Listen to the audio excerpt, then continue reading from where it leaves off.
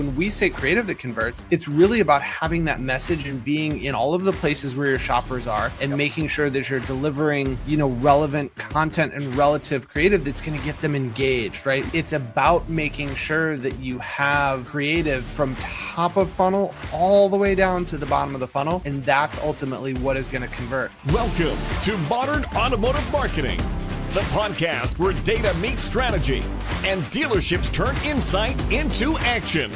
We're talking full funnel strategies, predictive insights, and real-world tactics that help dealers win in today's market. Here's your host, Jason Harris. Hey, what's going on, Podcast Nation? It's Jason Harris here, and thank you for joining me on another episode of Modern Automotive Marketing, where I get to talk to, anybody and everybody I want to talk to when it comes to what is modern automotive marketing. And I got a good friend with me. I mean, funny enough, that's actually his last name. But I am super excited to get into today's topic, and you guys are going to want to make sure that you're ready to take some notes, because today we get to talk about creative that converts, why speed and relevance matters. Well, of course it does.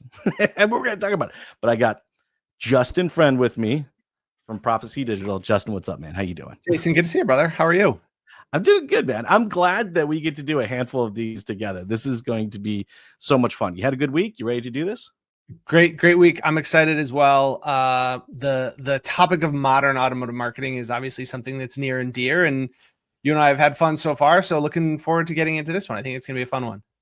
Well, it is going to be a fun one, right? I mean, we get to talk about like the actual funnest part of being a marketeer, all right, is the creative, Yeah. Heck, people got awards for the creative, and they still do stuff like that. Sure. I mean, when we think of like automotive fun creative, I think of stuff like in the 60s, the Volkswagen ads, the Volkswagen Beetle ads. I mean, God, those things were hilarious, right? I mean, yeah, absolutely. They would take out monster billboards and Times Square, and it would be this tiny little thing up there, like a little speck, and it'd be like, small size, but big value, like things were fun, right? But I'm curious real quick, because I have a favorite, but I want to hear yours. What would you say your favorite automotive creative commercial message? What was one of your favorites? So this is old school, and I'm dating myself based on the message and based on the delivery. I had a client, Jason, in Albany, New York. Mm-hmm. It was a Saturn dealership. Okay, so that's definitely putting some date on the message. This was right when General Motors brought out 0% financing. He took out a full page ad in the local newspaper, and Jason, the entire ad, top to bottom, was a big zero, and then had very small, not microscopic fine print, but small print at the bottom with the details. And that was the whole thing. It was just a giant zero. And from a newspaper ad perspective, he had really, really good traffic. That is awesome. It's creative. It is. It's very, very creative. And look, this is fun. I mean, this is where I think, dealerships out there, their personalities, their passions can kind of come out. There was actually a commercial, and funny enough, this is actually the commercial that got me into the automotive space. I don't think I've actually ever shared this story before. There was a Nissan commercial. I'm going to say it was probably for maybe it was a 350. No, it would have been a 300Z or Z for Z. I get that Canadian in me every once in a while. It comes out, right? It's all good. But it was okay. I remember the ad because it was G.I. Joe, and I was kidding. So it was G.I. Joe, and I think it was a Super Bowl ad. The G.I. Joe jumps in this 300Z, and he's just like flying through the house, and it's just got this great classic music in the background. He whips like a 360, pulls right up to Barbie's dollhouse, and then whistles, and Barbie comes down, goes, "Oh my gosh," and she comes down her little elevator, jumps in, and they like drive off. And it was just like, I remember seeing this going, I want this car. And Barbie, I mean, come on, I want, this is awesome, right? And B, I'm like, I want to go create I want to do that. Is there a Right. way I get to go do something fun and creative like that? And I just think, people have this. I mean, people remember the Badger, people remember the Yep. Trunk Monkey. I think dealerships often underestimate the impact of, slow, stale creative on campaign results. I think they do, right? I mean, they just, if that creative is just stale, it does seriously impact the campaign results. And I'm sure you've seen examples of this as well. No? Well, 100%. I mean, think about what you just said, right? The ad that you remember from your childhood that potentially got you into marketing. It was video, and that was however many years ago. So we know nowadays that video is critical, right? 70%, give or take, of shoppers want to be communicated via video.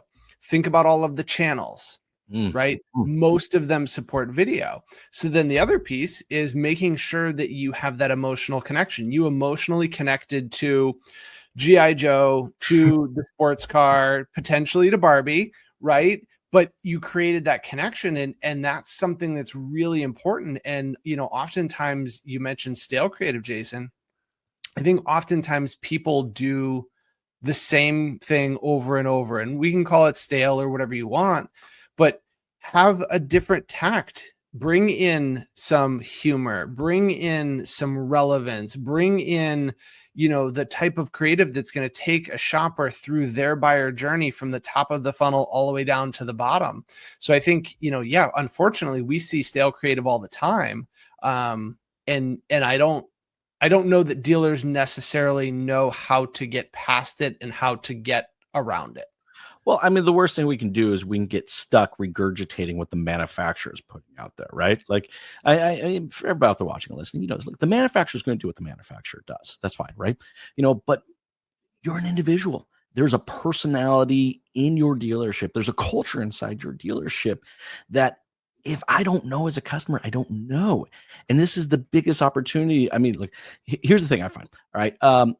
Consumers buy into a story. We're consumers. Mhm. We all do this. We buy into the Sure. story of a product before we buy itself, right? So let the manufacturer tell the story of that product. I mean, you're never going to see a Jeep commercial without the Jeep blaring through a river and going up the side of a mountain, and just let the manufacturer do that. But there's a story around doing business with you and things that you can do to connect to me personally as an audience that's going to be way more powerful and way more relevant, and it's going to connect in a much bigger way. And honestly, you're just going to see much better results. Okay, let's get into this, because here's where I want to go to this. In a market where incentives change weekly, all right, inventory shifts daily, all right, Yep. speed and relevance are kind of the ultimate competitive edge. But in the creative world, it's kind of like speed and create. They don't normally kind of exist in the same sentence, Yeah. because it doesn't always exist. You guys have come up with a great solution for this. And I think anybody out there watching and listening should look for some type of solution. So let's get a little bit into how you guys have kind of, solved this, because I think it's very unique.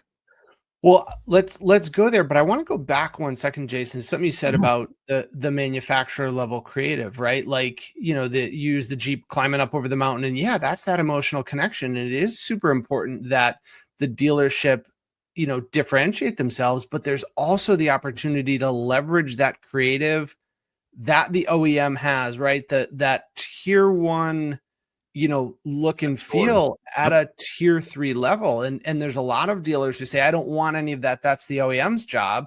And while it is, there's an opportunity to have a halo effect and have more light shine on your dealership if we're using those assets appropriately and pairing that with, to your point, the localized, personalized messaging to really humanize the dealership. That's the real solution, is targeting, shoppers using a combination of that tier 1, tier 3 at a tier 1 look, but then also bringing it down to a personalized level. You're right. I no, you're right, and I thank you for bringing that up, because I think before we get into speed and relevance, you're right. Personalization is huge here, right? I mean, Justin, we were talking a little bit about trucks. I think the last Yep. episode, or before we started recording, the last one, and I mean, trucks are a funny one for me, right? Because when I started in the business in '99, all right, like it was very clear who bought a truck. Right? It was very obvious. The audience was very, very simple, right? I mean, that's not the case anymore. Me and my family, we just bought a brand new Silverado, and it's actually a family vehicle. That's why we bought it. So the space of it. So it's like, the customer has changed a lot, and just having creative that talks to a singular audience is not necessarily going to work. We have to talk to multiple audiences. So before we get into speed and relevance, I want to talk a little bit about being audience specific with the creative, and kind of thoughts and strategies you have on that. Well, yeah, think about it. You have to know your shopper. Yes. You have to know the vehicle they're interested in. You have to know the things that are going to be important to them. Perfect example, and we can talk specifically about targeting on social media, right? We are partnered with Pinterest, and we have a fantastic relationship with the team at Pinterest. We know, statistically speaking, that there are more women on Pinterest than, any of the other platforms. 80% of US moms are on Pinterest. Okay. So that gives us the ability to tailor messaging, tailor that creative, right? Which goes back to the whole topic we're talking about here, to a mom. If we then get to the point where we know that a female or a mom is looking for an SUV, then we can start to show creative, Jason, that highlights the features that may be more important to one shopper versus another, right? You were looking for a Silverado. You shared that it's a family vehicle, and that's fantastic. But if we saw signals that you, as a Silverado shopper, were searching towing capacity and, looking at trailers and all of those types of other stuff, wouldn't it be cool, Jason, if we targeted you and hit you with messaging that was relevant to your specific shopping, patterns and behavior? Wouldn't that be effective? Absolutely. For years, people have always kind of been asking me, like, what's the best market? And I love how this is like a very general question. What's the best marketing strategy I can do at my dealership? I'm like, oh, geez, okay. It's a pretty loaded question, right? Like, let me think of 27 that you can do. But let's say the number one marketing strategy that I have seen over the years that consistently works in all verticals is the one where the customer feels known, right? The message or the creative felt tailored to me as an individual. Sure. And that just, it's funny because the marketing can now connect. There was that G.I. Joe and that Barbie commercial connected to me internally in my inner child, because I love playing with my G.I. Joes and my Barbies. Yes. Sure. Yes. For everyone out there watching this, yes, I would take my sister's Barbies and I would use them with my we had battles. We had straight up Barbie and G.I. Joe battles. Anyways, but it connected to me as an individual. Now, did they purposely go and make that creative just for me? Because no. But to your point, Justin, we can. The data is there. The trigger's there to tell us what someone is shopping for and what is important to them. And we can make that creative speak to them before we get into speed and relevance, right? Yeah, 100%. And I think it ties in, because this speed is one piece, but relevance is the other. And the relevance is what you're talking to about it tying in, right? If I'm a shopper and I'm looking for a pickup truck like you were with your family, and I get served ads for, two-door sedans or convertibles or a minivan, all of those vehicles may be fun, but at the end of the day, if I need a pickup truck and that's what my intent is, and that's what I'm showing, well, if you're not delivering me content about a pickup truck to educate me, bring me through, my journey, you kind of missed. And that's where, you're just causing unnecessary risk and being inefficient in your advertising. Well, and then I started thinking about the speed of that, because we're talking about a lot, right? Yep. I mean, let's just say, hey, you're a dealer out there watching and listening right now, and you sell trucks, right? And maybe you identified that there's like 5 potential core audiences that purchase trucks at your specific location, right? That's a lot of creative, right? And the funny thing is, not only just creative talk to those audiences are going through different stages. Remember, Right. they're going through different stages of their buying journey. We talked about this in the last episode, and I love that we brought it up. Look, over 90% of the journey happens before the dealership, before the customer even comes into Even the knows. dealership. Right. Right. So, not only do we need to be, we need to talk and community, be relevant to that, but we also need to be relevant at what stage of the journey that they are shopping for. Like it's a big responsibility, wouldn't you say? Well, it's a huge responsibility, and that's where it gets into kind of like, we're talking about speed, but it's also feasibility. Yes. If a dealership has 300 cars in the ground, right? Each one of those vehicles, has an individual MSRP, individual VIN number, all those types of things, but they're grouped, right? They're bucketed. So we don't need to create one specific ad for every single thing, unless you're talking about a carousel ad, and that's fine. But the lift that you're talking about, Jason, is being able to effectively market for each model of the OEM that you represent. Mm-hmm. So one of the things that becomes very interesting when you're talking about the speed is how can we take creative, which kind of where you started saying like speed and creative development or deployment don't always go hand in hand, right? I'm sure you've heard this. It's the 15th of the month and a dealership doesn't know if their ads with this month's incentive are out, right? I've never heard that. That's a new one. Yeah, new for you, right? There's time, right? There's that need to have time. Well, part of what we've done at Proficy Digital, and it took a few years to build this tool, but we built a automated video tool that literally has the ability to render up to 20,000 videos per day. So, go back to the dealership that we started with 300 cars. I just said we could render 20,000. So keep that 300 at the side. All the necessary formats. So square, vertical, and wide, right? So that fits all of the different parameters on each of the channels. Yep. And those videos can be created at every stage of the funnel. So awareness, consideration, intent, all the way down to urgency. And at the end of the day, we can take and have a dealership's ads out in, I don't want to be overstating this, an hour. That's right. That's amazing. I mean, I think back to my days, when I was responsible to creative. I was actually creating the creative itself, right? Yes, at one point in time, I spent time as a graphic designer and a videographer and stuff like that. I'm like, dude, that's at scale. That just didn't exist, and honestly, I don't think it exists for most dealerships out there. Anyways, look, guys, right. Here's the problem that we're trying to solve here, right? Static, generic ads will burn your budget. 100%. They'll burn your budget. They'll fail to connect with buyers who are expecting real-time personalized messages. So like you have to have a solution for this. And, anyways, let me get off my soapbox because I do want to dive deeper into this because I think for everybody out there watching, listening, guys, this is a game changer. And I know I like to use that word, but it is, right? To be able to put out creative at scale. Yep. All right. Against multiple audiences, against multiple stages of their journey, and do it with accuracy and speed.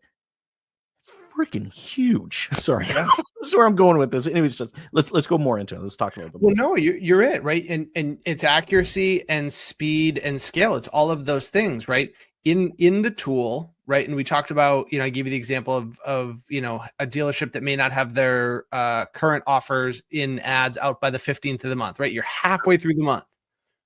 So you've lost 50% of your month with either old ads or no ads. Yeah. We have all of the stacking logic built into our video tool. So we get all of the incentives from the OEMs piped in. So let's say Ford releases a new incentive on the 2nd of the month. We've had dealers, Jason, who have literally gained days, if not weeks of selling time. And that's a huge competitive advantage because they have, again, we'll stick with Ford, but they have their Ford offers out to the local shoppers within hours of it being released, maybe a day, as opposed to, halfway through the month. So when you talk about like a competitive advantage relative to speed, that's it. And we do this for all of our dealers every single month. And that's where the scale thing comes into play. It's just what we do, right? It's not that at times creative bottleneck that can slow progress and success. Well, and not only that, I mean, I think, for the folks out there, you guys are taking some notes, and I'm sure you guys are, and you will want to look more into this. 100% you should. But this also means you're never out of market. Look, guys, correct. This happened to me all the time, right? There was a period where, because our creative was so dependent on the incentives, all right, and when they change in inventory shifting, all right, that our marketing and I see this still happen a lot. It's a stop and go. Yep. That's ended. We need to stop that. Wait till we can go to create the next one.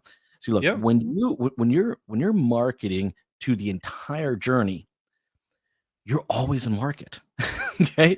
Because it's not every part of that journey is going to have an incentive necessarily tied to it. So you can stay in market with your marketing and always be converting on a regular basis. Right, Justin? Well, think about, yes, you're 100% correct, right? Because some things are going to be time-based with an incentive.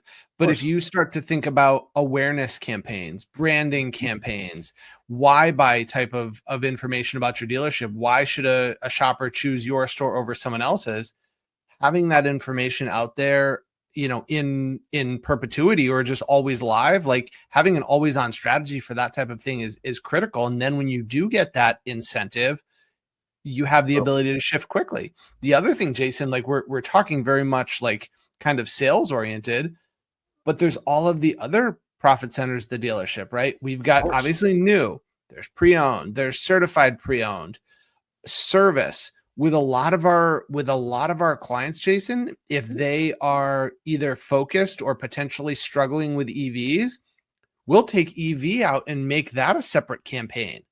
Everything from awareness down to, urgency with an offer. There's so much education that still needs to happen. Obviously, there's a lot of, I'll be gentle and call it commotion in the industry right now with, credits that may or may not be going away or are going away. Like there's just a lot of moving pieces. So like if we can help dealers effectively move EVs through, creative, that's obviously a huge plus.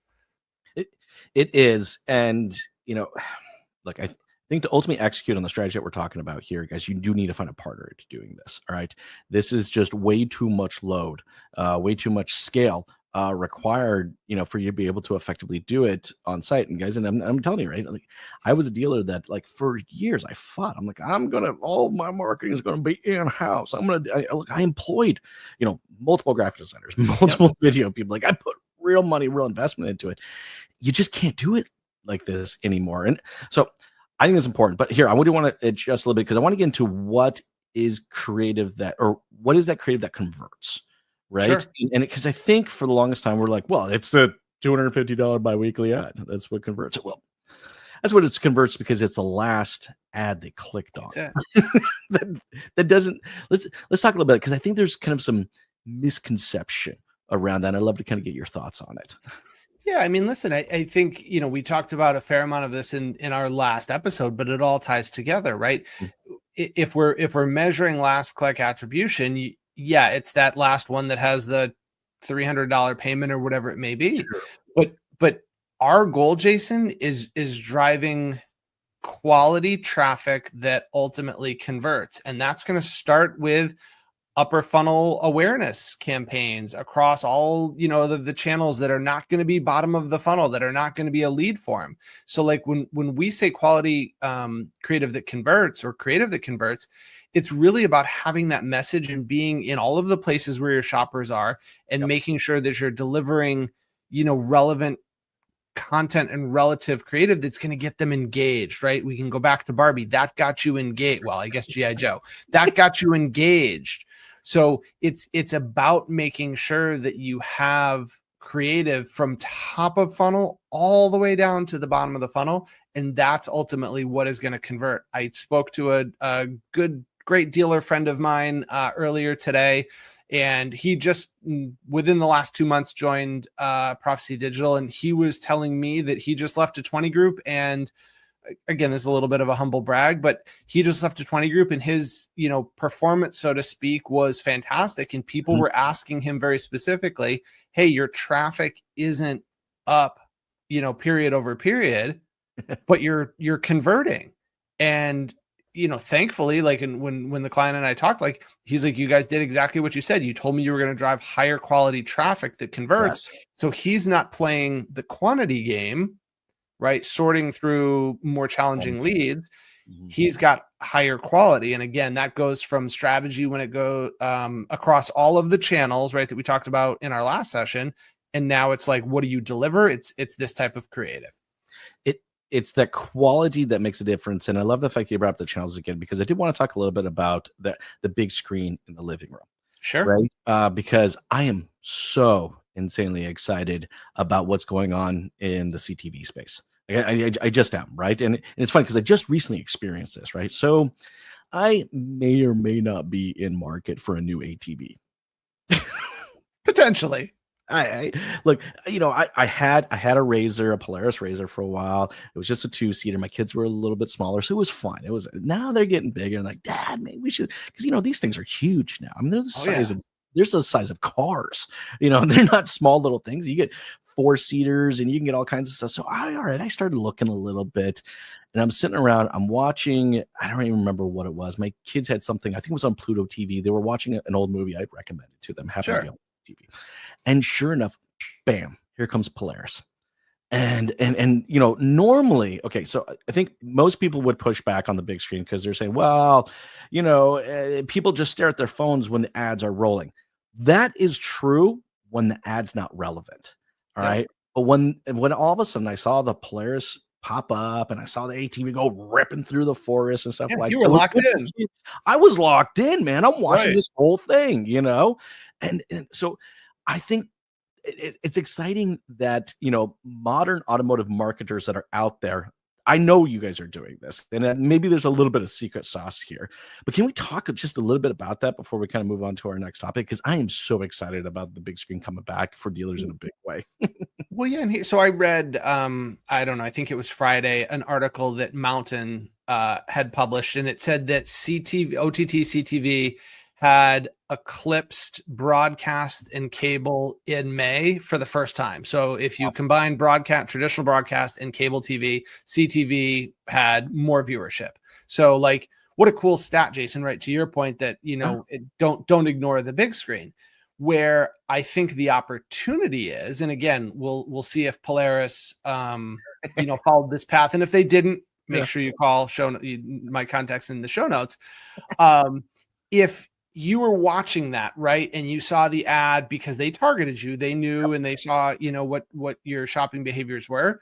If they then followed up with you, Jason, on Instagram, because you were on Instagram and, we're scrolling, and if Polaris then followed up with you directly, or even better, a specific Polaris dealer followed up with you directly, and then later that afternoon, you're on YouTube, and boom, a YouTube ad for the Polaris that you're looking in. Like, that's where the whole OTT CTV thing can be incredibly powerful. You're looking at that at top of funnel. We talked a minute ago about conversions, right? You didn't go up to your TV. Well, I hope you didn't go up to your TV and try to click on it, right? No. That's not clickable. You're not going to get a hard conversion off of that. But if that ad that you saw from Polaris while you're watching the movie on Pluto brought you to more relevant creative and more relative content on Instagram that then got you to YouTube, and then maybe you get to a dealership and then you convert, man, that's how it should be done. And that's how we look at that buyer journey, going from CTV, which again is just awareness, all the way down to the bottom of the funnel. Well, and look, I mean, this is a strategy, and look, if everybody out there watching and listening, fundamentally, like, why does this matter to you, right? Look, fresh, relevant creative that consistently drives, a higher engagement. It's going to have better ad recall, and honestly, it has a lower cost of acquisition. You know, it's just like, and what I mean by lowering that, because you're not targeting someone so low in the funnel, you're targeting them more in the awareness space, is it's going to simply cost you less as I come down and convert. And when I do convert, and to Justin's point, it is a higher quality, all right, conversion, a much higher quality conversion. And, I think, for the longest time, I think we've kind of, let's just say the industry has accepted, I don't want to call it mediocrity, but let's just, maybe I'll come up with a better word for that. But we've accepted kind of mediocre strategies and creative, and just, hey, these are the leads they're going to get, and these are the quality they're going to get, and we're just going to accept that. And I think if you're watching, listening right now, what you're hearing from me and Justin say, that you don't have to accept that. There is another way to do that. And, and Jess, you have some great real world examples of this. You shared one with me already on the Saturn dealers. Is there any others that maybe kind of stick out for you? Yeah, sure. I mean, again, like I think the biggest challenge, kind of summing up what you just said, is like, if you are not able to capitalize on, well, I'll go back. If we're talking about incentives, right, and we're getting closer to the bottom of the funnel, sure, most incentives, it's 30 days plus or minus, right? If you are 100%. Not able to capitalize on that speed to market, you're following, you're not leading. So the dealers who are able to get to market quickly gain 3, 4, 5, 7, 10 selling days are going to have a competitive advantage versus their competitors who aren't doing that. When it comes to creative, that you asked for some examples. We've worked with dealerships who have said, gosh, we ran this ad in our service department to boost fixed ops. It was comedy themed, right? So nice. a little bit not your standard. We've had more customers come in that we've never had in our CRM or DMS before, right? When the service advisor has to key in a new customer, like, that's a good opportunity. The other big thing, again, and I mentioned it before, I can't tell you how many dealers, Jason, I've spoken to have said, gosh, the fact that you can reprice our entire inventory in video on all of these different channels that you're on in the same day is mind-boggling, because that is something that, to get ads done with our old agency would take 5, 10, 13 days. Oh, easily, right? If not longer. And, right. Guys, not only is the advantage there, like, here's kind of a final thought. I guess this is where I'm going to go with the final thought actually on this one. All right. In the past, when we've talked about creative, all right, speed and relevance wasn't necessarily in the same sentence or the same kind of conversation, right? There was just always been, an understanding, all right, that if, the creative needs to be relevant, then it's going to take time to create that. And, we're telling you guys that that's not the case anymore. In fact, actually, if you're doing real modern, all right, automotive marketing, that's not the case. You're able at speed, all right, to put out things that are relevant and that are connecting with people. Like, if your creative isn't adapting as fast as your market changes, you're losing opportunities every single day. And I'm telling you guys, you need to find a partner that's going to be able to help you out with this. So there are my final thoughts. Justin, I know we're getting towards the tail end of our conversation. I'd love to kind of get your final thoughts.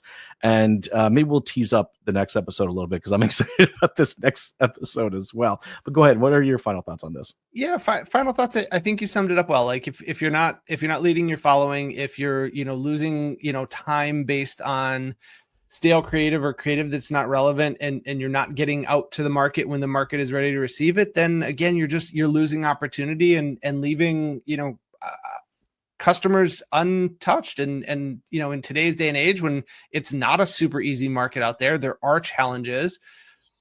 Be the best that you possibly can, be as effective as you can, remove as much risk as you can. And I think you'll find more success. Well, and the thing is, guys, we're telling you, this is not just a good idea. Okay, I think anybody out there would agree this is a good idea. No, this is something you actually can do. Yeah, like, and something you need to do, right? Hey, I love the fact that you kind of brought up, if you're not first, you're last. No, you said it, not me.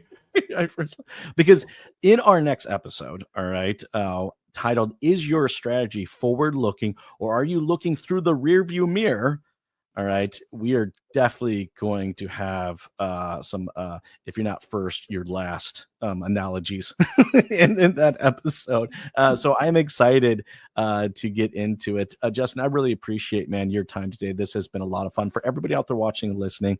If you guys have enjoyed this content and you love to see more content like this, one of the biggest ways you guys can support content like this, and also just a great way of, giving us a big compliment, is share the show. Okay. It means so much to us as content creators when if you got a manager or an owner or a colleague or a friend that needs to see some portion of today's conversation, it means the world to us when you guys share the show. Justin, thank you so much for taking the time to jam with me today, man. This has been an absolute blast. We will see you guys next time. Thank you. Thanks, Jason. See ya. Thanks for tuning in to Modern Automotive Marketing, where modern marketing meets measurable results. From predictive insights to creative that actually converts, we're here to turn insight into action. Make sure to follow the show, share it with your team, and we'll see you in the next episode.